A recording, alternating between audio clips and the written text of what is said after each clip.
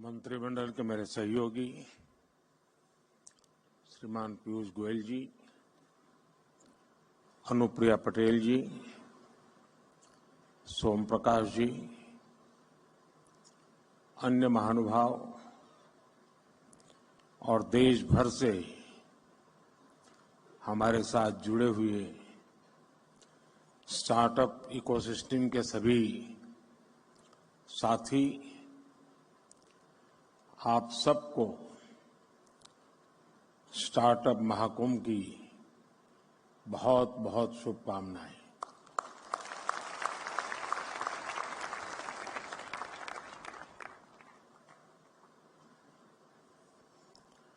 Startup launch तो बहुत लोग करते हैं,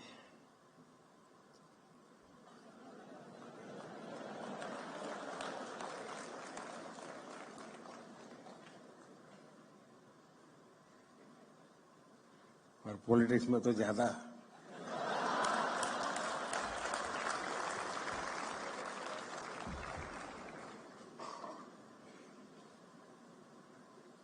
और बार बार लॉन्च करना पड़ता है।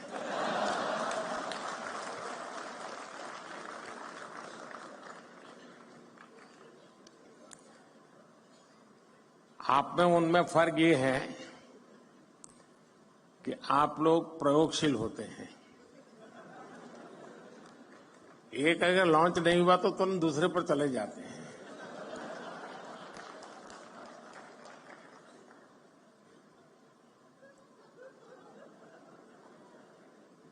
तो अब आप पीछे देर हो गई।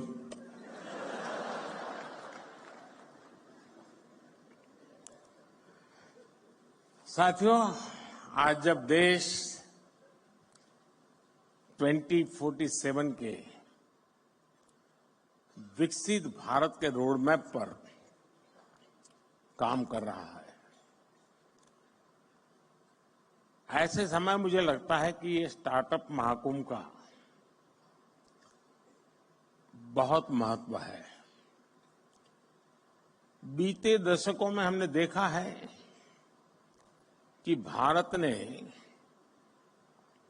कैसे आईटी और सॉफ्टवेयर सेक्टर में अपनी छाप छोड़ी है। अब हम भारत में इनोवेशन और स्टार्टअप कल्चर का ट्रेंड लगातार बढ़ता हुआ देख रहे हैं, और इसलिए स्टार्टअप की दुनिया के आप सभी साथियों का इस महाकुंभ में होना बहुत मायने रखता है।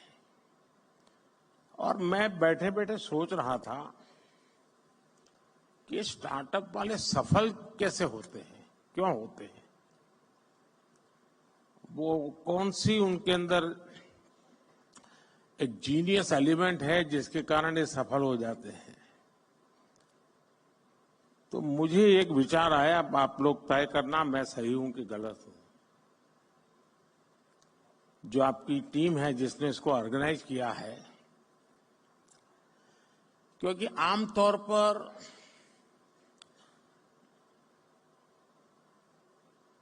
सार्वजनिक जीवन में, उद्योग जगत, व्यापार जगत में कोई भी निर्णय होता है तो उसका संबंध सरकार से होता ही है।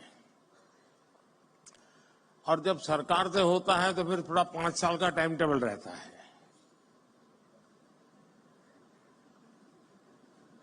धीरे धीरे पहुंच रही, इधर से शुरू हुई है।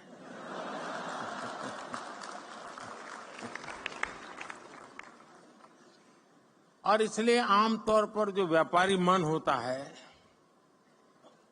वो सोचता है, यार अब चुनाव का वर्ष है, अभी रहने दो, एक बार चुनाव हो जाए, नई सरकार बनेगी तब देखेंगे। ऐसा ही होता है ना। लेकिन आप लोग, इलेक्शन डिक्लेयर हो चुका है, उसके बावजूद भी इतना बड़ा कार्यक्रम कर रहे हैं।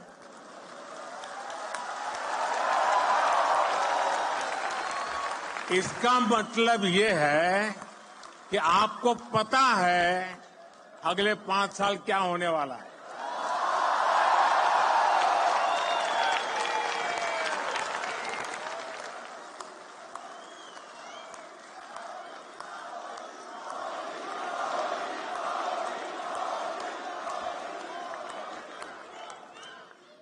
और मैं समझता हूं आपके अंदर ये जो जीनियस चीज पड़ी है ना, वही स्टार्टअप को सफल बनाती होगी।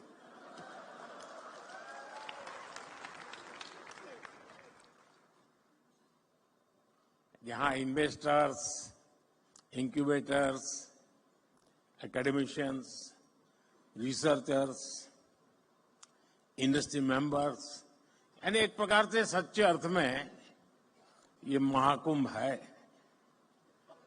यहां यंग एंटरप्रेन्योर्स भी हैं और फ्यूचर एंटरप्रेन्योर्स भी हैं। और जैसे आप में जीनियस टैलेंट है, मेरे में भी ये है, और इसमें मैं पहचान सकता हूं, उसमें फ्यूचर एंटरप्रेन्योर मुझे दिखते हैं, मैं देख सकता हूं।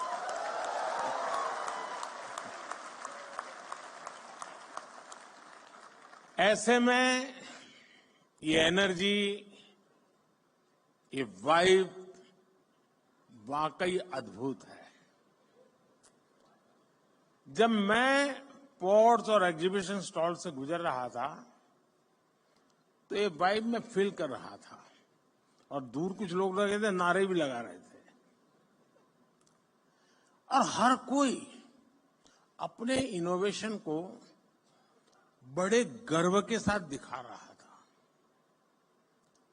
और यहां आकर किसी भी भारतीय को लगेगा कि आज के स्टार्टअप को नहीं, बल्कि कल के यूनिकॉर्न और डेकाकॉर्न को देख रहे हैं।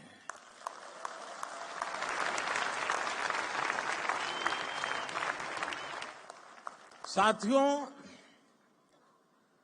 भारत आज अगर ग्लोबल स्टार्टअप स्पेस के लिए नई उम्मीद, नई ताकत बनकर उभरा है, तो इसके पीछे एक सोचा समझा विजन रहा है।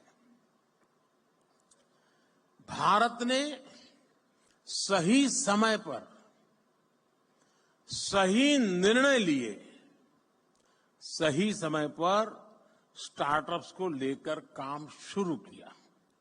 अब ये समिट तो आप लोगों ने बहुत बड़ी मात्रा में ऑर्गेनाइज की है, लेकिन जब ये शब्द भी का स्टार्टअप नहीं हुआ था, उस समय मैंने एक समिट की थी विज्ञान भवन में। बड़ी मुश्किल से आधा सभागृह भरा था, पीछे भी जैसे सरकार करती है जगह हमने भर दी थी। ये अंदर की बात है, बाहर मत बताना।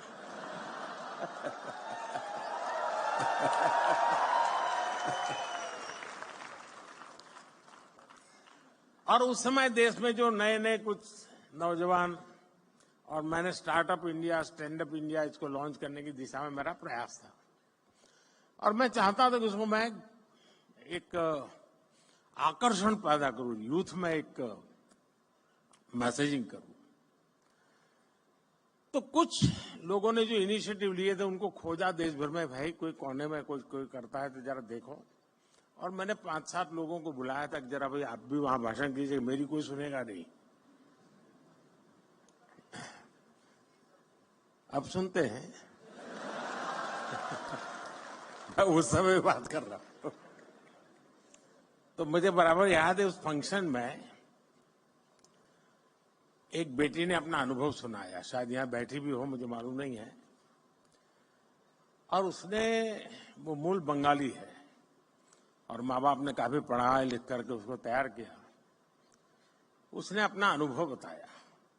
उसने कहा, मैं, उनकी माता पिता भी पढ़े लिखे हैं, तो बोले मैं घर गई तो मेरी माँ ने पूछा क्या कर रहे हो बेटा, आप काफी पढ़ लिख के आई थी। तो उसने कहा कि मैं स्टार्टअप शुरू करने जा रही हूँ। तो उसकी माँ ने कहा, वो बंगाली थे, सर्वनाश।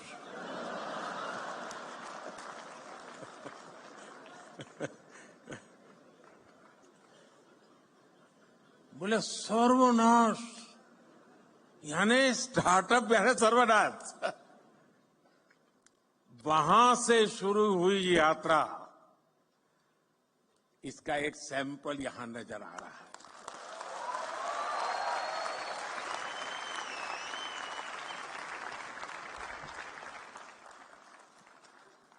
देश ने स्टार्टअप इंडिया अभियान के तहत इनोवेटिव आइडियाज को एक प्लेटफॉर्म दिया, उनको फंडिंग के सोर्स से कनेक्ट किया, एजुकेशनल इंस्टीट्यूशंस में इंक्यूबेटर स्थापित करने का अभियान भी चलाया। हमने बिल्कुल उसका बाल वाटिका शुरू की, अटल टिंकरिंग लैब, जैसे एजुकेशन में सबसे शुरू होता है ना केजी का, वैसा ही हमने शुरू किया। और इससे फिर एक स्टेज आकर गया, इंक्यूबेशन सेंटर बनते गए। टियर 2, टियर 3 शहरों के नौजवानों के लिए भी अपने आइडियाज को इंक्यूबेट करने की सुविधा मिलने लगी। आज पूरा देश गर्व से कह सकता है कि हमारा स्टार्टअप इकोसिस्टम सिर्फ बड़े मेट्रो शहर तक सीमित नहीं है। और अभी छोटी सी फिल्म में भी दिखाया गया, ये देश के 600 से अधिक जिलों तक पहुंच चुका है। इसका मतलब है ये एक सामाजिक कल्चर बन गया है, और जब कोई सामाजिक कल्चर बन जाए तो फिर उसको रुकने का कोई कारण ही नहीं होता है। वो नई नई ऊंचाइयों को प्राप्त करता ही करता जाता है। भारत की स्टार्टअप क्रांति का नेतृत्व आज देश के छोटे शहरों के युवा कर रहे हैं। कुछ लोग सोचते हैं कि हमारे स्टार्टअप सिर्फ टैक्स स्पेस तक ही सीमित है, लेकिन मुझे खुशी है कि आज agriculture, textile, medicine, transport, space, even मैंने देखा योगा में स्टार्टअप शुरू हुए हैं। आयुर्वेद में स्टार्टअप शुरू हुआ है, और एक दो नहीं, मैं थोड़ा रुचि लेता हूं तो देखता रहता हूं। 300, 400 की संख्या में है, और हर एक में एक से बढ़कर एक न कुछ नया है जी। कभी तो मुझे भी सोचना पड़ता है कि मैं योगा कर रहा हूं वो ठीक है कि स्टार्टअप वाला कह रहा है वो योगा ठीक है।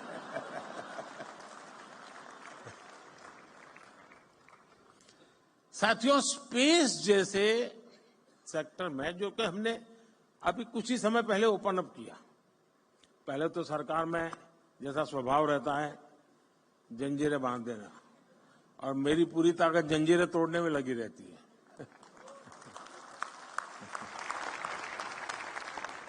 स्पेस में 50 से अधिक सेक्टर्स में भारत के स्टार्टअप बहुत अच्छा काम कर रहे हैं, और ऑलरेडी हमारे स्टार्टअप स्पेस शटल लॉन्च करने लगे हैं जी, इतने कम समय में।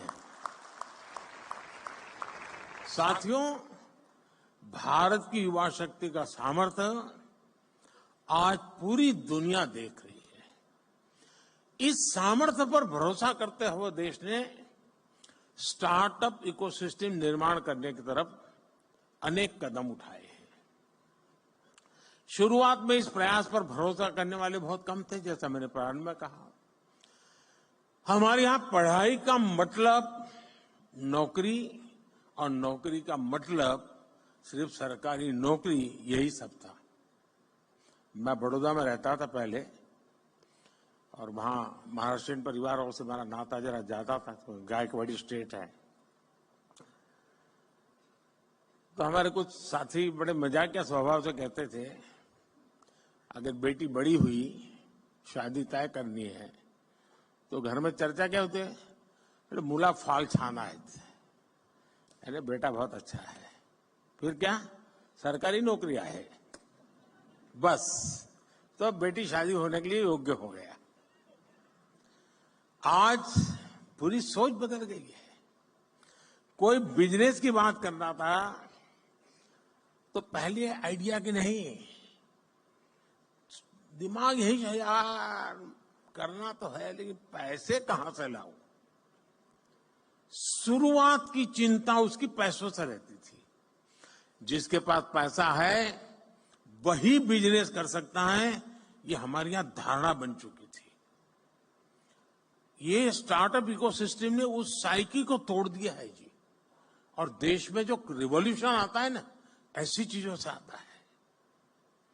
देश के नौजवानों ने जॉब सीकर से ज्यादा जॉब क्रिएटर बनने का रास्ता चुना है।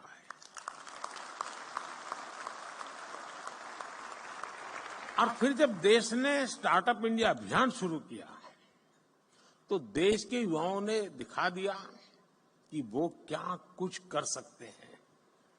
आज भारत दुनिया का तीसरा बड़ा स्टार्टअप इकोसिस्टम है। 2014 में जहां देश में कुछ 100 स्टार्टअप भी नहीं थे, आज भारत में करीब 1.25 लाख रजिस्टर्ड स्टार्टअप्स हैं और इनसे करीब 12 लाख नौजवान सीधे तौर पर जुड़े हुए हैं। हमारे पास 110 से ज्यादा यूनिकॉर्न्स हैं। हमारे स्टार्टअप्स ने लगभग 12,000 पैटेंट्स फाइल किए हैं और बहुत सारे स्टार्टअप ऐसे हैं जो अभी तक वो पेटेंट के महत्व नहीं समझे हैं। मैं अभी भी मिल के आया, मैंने पहला ही पूछा, मेरा पेटेंट हुआ गया? नहीं, बोले प्रोसेस में है। मेरा आप सबसे आग्रह है उस काम को साथ साथ चालू ही कर दीजिए, क्योंकि आज दुनिया इतनी तेजी से बदल रही है, पता नहीं कौन कहां हाथ मार ले।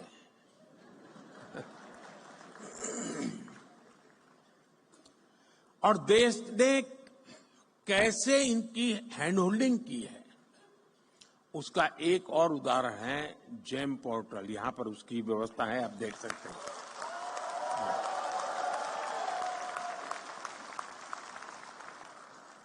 आज ये स्टार्टअप सिर्फ जेम पोर्टल पर ही करीब 20,000 करोड़ रुपए से ज्यादा का कारोबार कर चुके हैं। यानी सरकार ने एक प्लेटफॉर्म बनाया, आप वहां पहुंचे और इतने कम समय में 20-22 साल की आयु के नौजवान 20,000 करोड़ का कारोबार कर ले प्लेटफॉर्म पर, ये बहुत बड़ी बात है जी। आप सभी इस बात के गवाह हैं कि आज का युवा अब डॉक्टर, इंजीनियर के साथ साथ एक इनोवेटर बनने का सपना, अपने स्टार्टअप का सपना भी देखने लगा है। ये मैं समझता हूं उसके पास जो टैलेंट है या जो उसकी ट्रेनिंग है, स्टार्टअप के माध्यम से वो एक नए क्षेत्र में प्रवेश कर रहा है। आज मैं देखता हूं कि कैसे युवा अपने स्टार्टअप के दम पर अलग अलग सेक्टर्स में छाए हुए हैं। और मुझे तो पक्का विश्वास है कि 2019 का जब चुनाव आएगा ना, उस समय कम से कम 1,000 स्टार्टअप ऐसे होंगे जिसकी सेवाएं पॉलिटिकल पार्टियां लेती होंगी। वो ऐसे ऐसे चीजें लेकर के आएंगे और उसको भी लगेगा हाँ यार, इस तरीके से पहुंच रहा अच्छा है, ये सरल रास्ता है। यानी कहने का मेरा तात्पर्य है कि हर क्षेत्र में, चाहे वो सेवा का क्षेत्र हो, कम्युनिकेशन का क्षेत्र हो, नौजवान नए आइडिया लेकर के आते हैं। कम से कम रिक्वायरमेंट के साथ वो परफॉर्म करने लग जाते हैं। और मैं मानता हूं इसी ने इसकी ताकत बहुत बढ़ाई है। मैंने देखा आज जो ट्रेडिशनल खान पान की चीजें हैं उसमें बिजनेस में आगे बढ़ रहा है। कोई मेडिकल के इक्विपमेंट इस प्रकार से बना रहे हैं कि भाई आपको आसानी से आप अपना देख सकते हैं। यानी कोई सोशल मीडिया के ग्लोबल जायंट्स से मुकाबला करने की तैयारी कर रहा है। यही सपने हैं, यही स्पिरिट है, यही शक्ति है। इसीलिए लोग कहते हैं मैं इसे नष्ट करूंगा।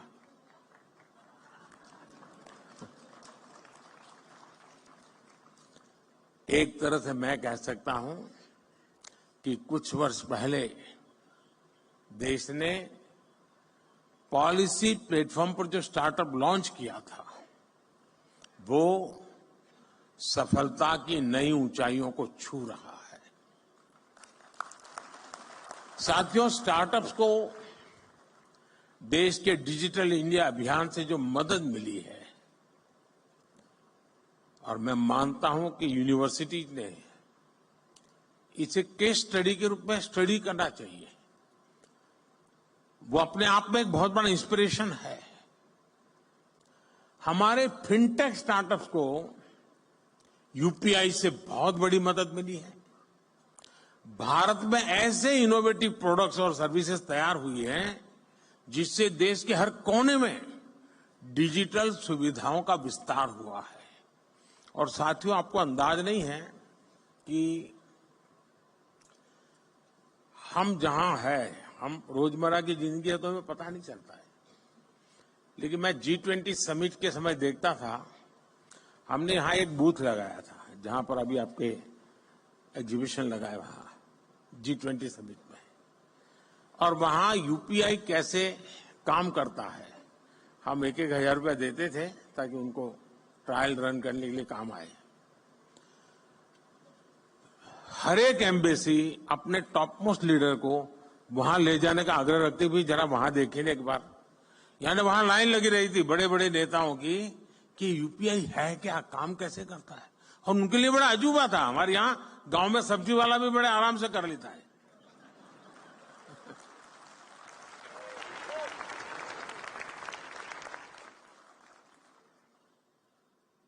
साथियों, इससे फाइनेंशियल इंक्लूजन को बल मिला है।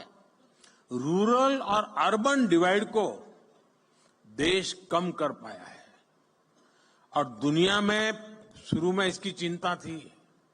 जब डिजिटल प्रोग्रेस होने लगा तो हैव्स एंड हैव नॉट्स वाली थियरी इसके साथ जुड़ गई थी। सोशल डिवाइड की बात हो रही थी। भारत ने टेक्नोलॉजी को डेमोक्रेटाइज कर दिया है और इसलिए हैव्स एंड हैव नॉट्स वाली थियरी मेरे यहां चल नहीं सकती है। मेरे यहां सबके लिए सब कुछ है। आज एग्रीकल्चर हो, एजुकेशन हो, हेल्थ हो, इनमें स्टार्टअप के लिए नई संभावनाएं बन रही है। मुझे इस बात की भी खुशी है कि हमारे 45% से ज्यादा स्टार्टअप्स 45% से ज्यादा स्टार्टअप्स इसका नेतृत्व महिलाएं कर रही है, नारी शक्ति कर रही है।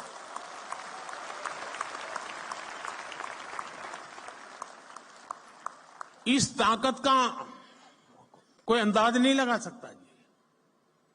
ये पूरा एडिशनल बेनिफिट है देश को। हमारी बेटियां कटिंग एज इनोवेशन से देश की समृद्धि की तरफ ले जा रही है जी। साथियों, इनोवेशन का एक कल्चर विकसित भारत के निर्माण के लिए नहीं बल्कि पूरी दुनिया के बेहतर भविष्य के लिए भी बहुत जरूरी है। और मैं बहुत जिम्मेवारी के साथ कहता हूं, विश्व के बेहतर भविष्य की बात मैं कर रहा हूं, और मेरी ताकत पर नहीं, आपके सामर्थ्य पर मेरा भरोसा है।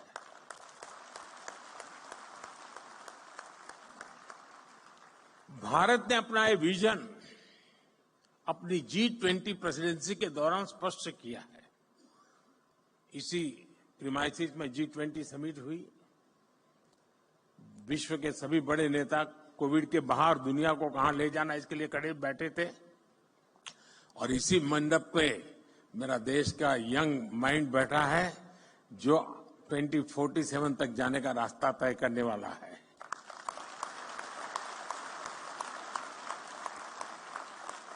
भारत ने स्टार्टअप 20 के तहत दुनिया भर के स्टार्टअप इकोसिस्टम को एक साथ लाने का प्रयास किया है।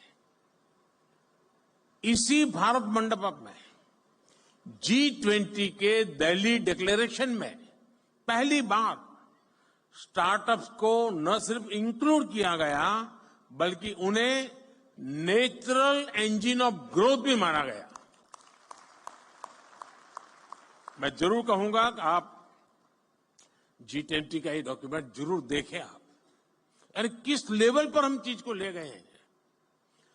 अब हम AI टेक्नोलॉजी से जुड़े एक नए युग में है और आज दुनिया इस बात को मान के चलती है कि AI मतलब इंडिया का अपर हैंड रहने वाला है।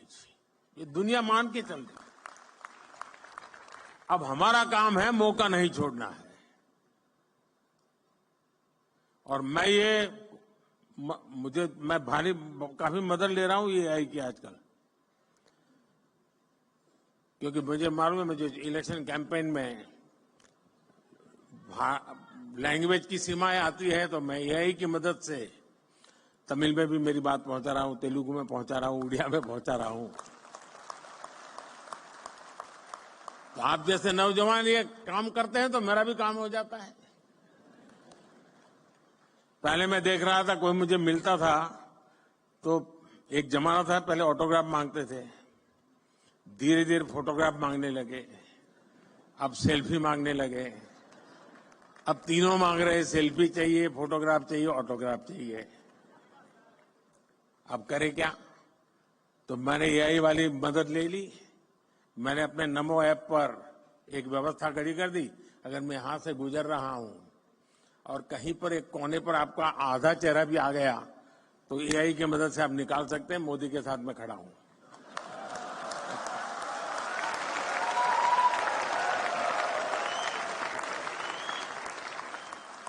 आप लोग नमो ऐप पर जाएंगे तो फोटो बूथ है, वहां से आपको फोटो मिल जाएगी आपकी। जरूर आया होगा, मैं यहां से गुजरा हूं तो।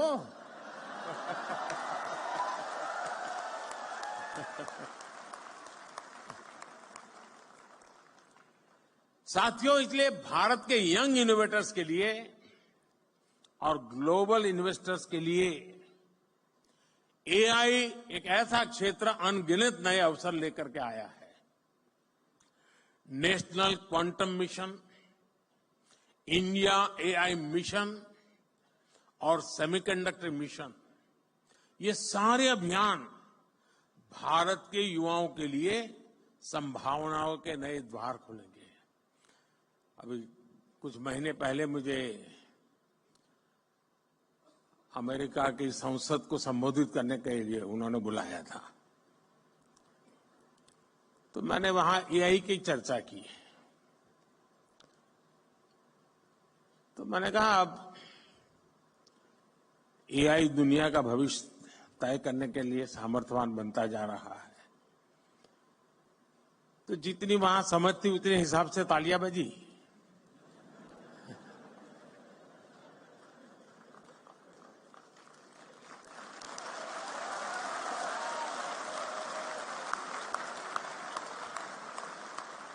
फिर मैंने कहा कि मेरा AI का मतलब है America India.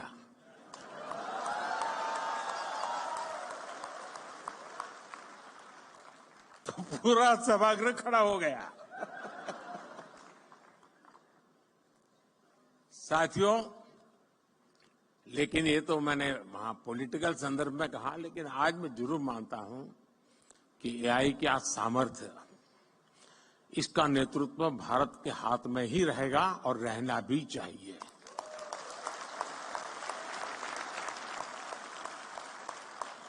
Indian solutions for global applications की भावना मुझे पक्का विश्वास है बहुत बड़ी मदद करेगी। भारत के युवा इनोवेटर जिन प्रॉब्लम्स का सॉल्यूशन ढूंढेंगे वो दुनिया के अनेक देशों की मदद करेगा। मैं पिछले दिनों को एक प्रयोग करता रहता हूं। मैं दुनिया के कई देशों के साथ हमारे देश के बच्चों के हैकाथॉन करवाता हूं। 30-40 घंटे ये बच्चे ऑनलाइन जुड़ करके हैकाथॉन करते हैं। मिक्स टीम बनती है। जैसे मानो सिंगापुर इंडिया है तो सिंगापुर के बच्चे इंडिया के बच्चे साथ में प्रॉब्लम सॉल्व करते हैं। मैंने देखा है कि भारत के बच्चों के साथ हैकाथॉन करने के लिए दुनिया में बहुत बड़ा आकर्षण पैदा हुआ है। फिर मैं उनको कहता हूं यार तुम जमोगे नहीं उनके साथ? बोले साहब जमेंगे नहीं लेकिन सीखेंगे तो।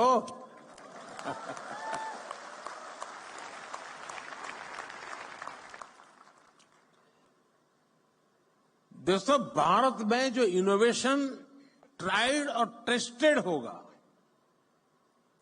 वो दुनिया की हर ज्योग्राफी और डेमोग्राफी में सक्सेसफुल होगा, क्योंकि हमारे यहां सब नमूने हैं।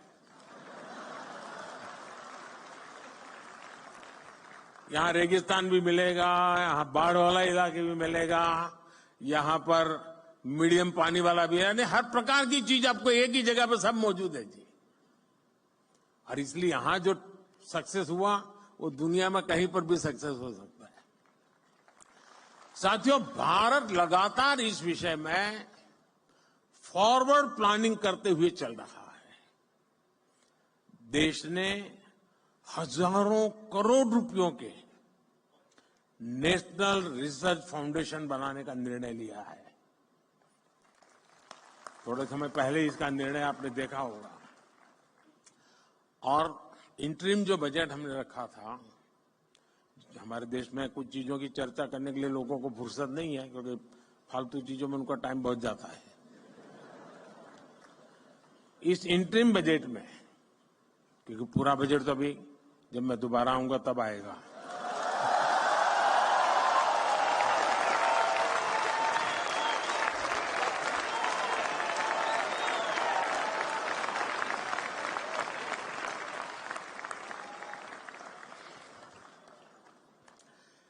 इस इंटरिम बजट में एक बहुत बड़ा निर्णय हुआ है। मैं चाहता हूं कि देश के हर नौजवान को पता होना चाहिए।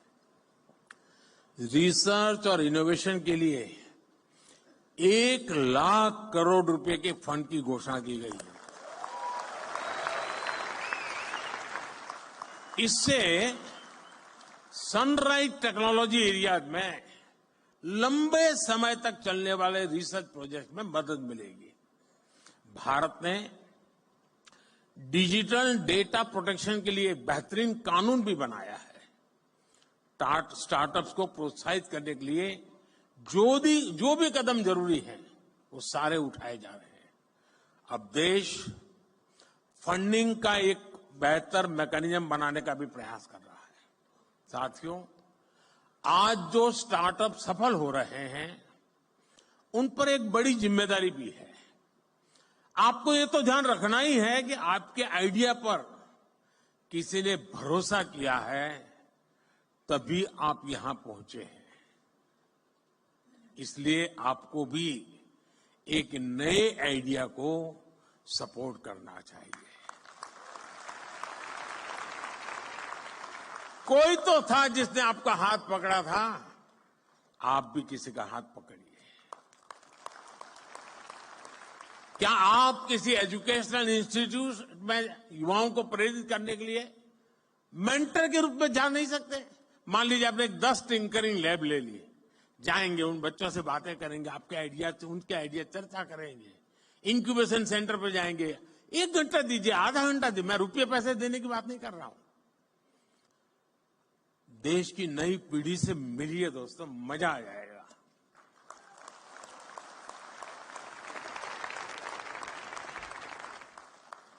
आप कॉलेजों में, यूनिवर्सिटीज में स्टूडेंट से मिलकर के उन्हें गाइड कर सकते हैं, क्योंकि आपके पास कहने को एक सक्सेस स्टोरी है। उसको सुनने के लिए युवा मन तैयार है, आपने खुद को साबित किया है। अब आपको दूसरे नौजवानों को दिशा दिखानी है। देश हर कदम आपके साथ है। मैं यहां दो और भी बात कहना चाहता हूं। ये जो मैं सरकार में काम करता हूं, थोड़ा अंदर की बात बताता हूं, मीडिया में नहीं जानी चाहिए।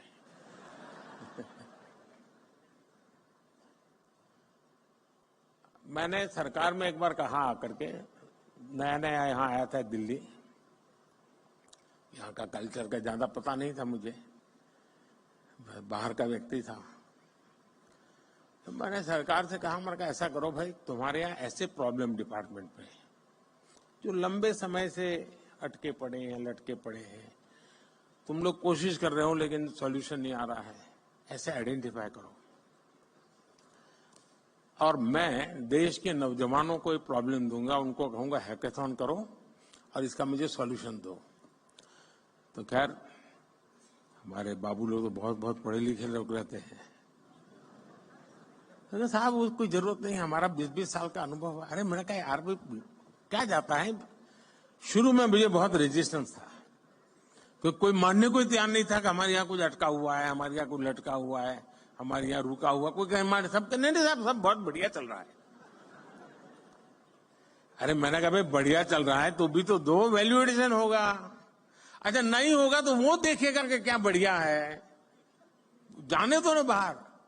खैर बड़ी मुश्किल से सब डिपार्टमेंट ने मुझे, मैं बहुत पीछे पड़ गया तो निकाल करके दिया कि साहब ये एक समस्या है, ये तो टोटल लगाया तो करीब 400 निकली।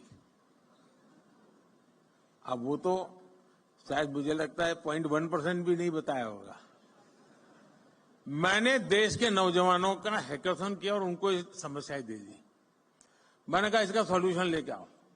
आप हैरान हो जाएंगे जी, इतने बढ़िया सॉल्यूशन दिए उन्होंने, वे आउट दिए उन्होंने, और करीब 70-80% आइडियाज उन बच्चों के सरकार ने अडॉप्ट कर लिए।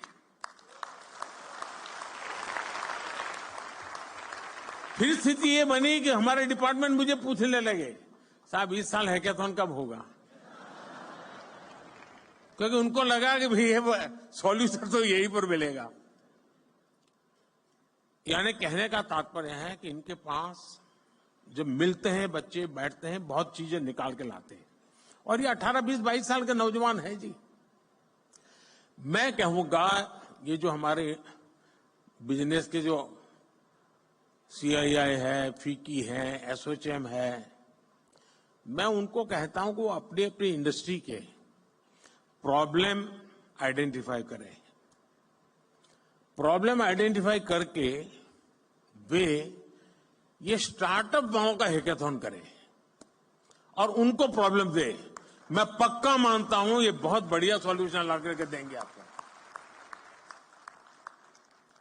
उसी प्रकार से मैं MSMEs के लोगों को कहूंगा कि आप अपने प्रॉब्लम्स निकालिए। टेक्निकल हर्डल्स होंगे, समय बहुत ज्यादा होगा, स्मूथनेस नहीं होगी मैन्युफैक्चरिंग में, डिफेक्टिव प्रोडक्शन होता होगा, बहुत सी चीजें होगी। आप देश के स्टूडेंट्स के पास जाइए, उनका हैकेथॉन आप ऑर्गेनाइज, MSMEs के लोग खुद, और सरकार को कहीं मत में रखिए। हम ये 2 एरिया में अगर मेहनत शुरू करें तो देश की यंग टैलेंट हमें बहुत सारी समस्याओं का समाधान देंगे और हमारी यंग टैलेंट को इसमें से आइडिया मिलेगा कि हाँ ये भी क्षेत्र है जहां मैं काम कर सकता हूं। हमें इस स्थिति में जाना चाहिए और मैं मानता हूं कि स्टार्टअप महाकुंभ में से कुछ एक्शनेबल पॉइंट निकलने चाहिए।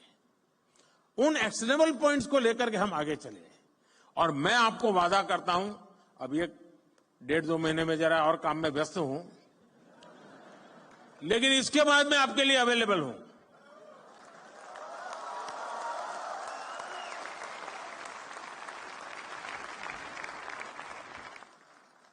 मैं यही चाहूंगा कि आप आगे बढ़े, नए स्टार्टअप बनाएं, खुद की भी मदद करें, दूसरों की मदद करें।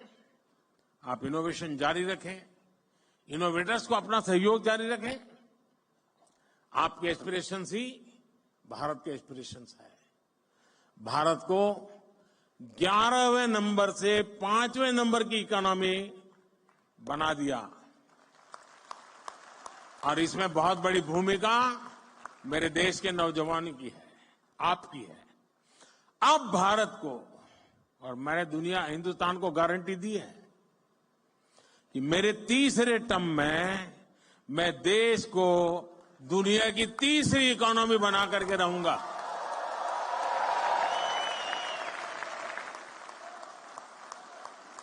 और ये जंप जो है उसमें स्टार्टअप की बहुत बड़ी भूमिका होगी, मैं देख सकता हूं।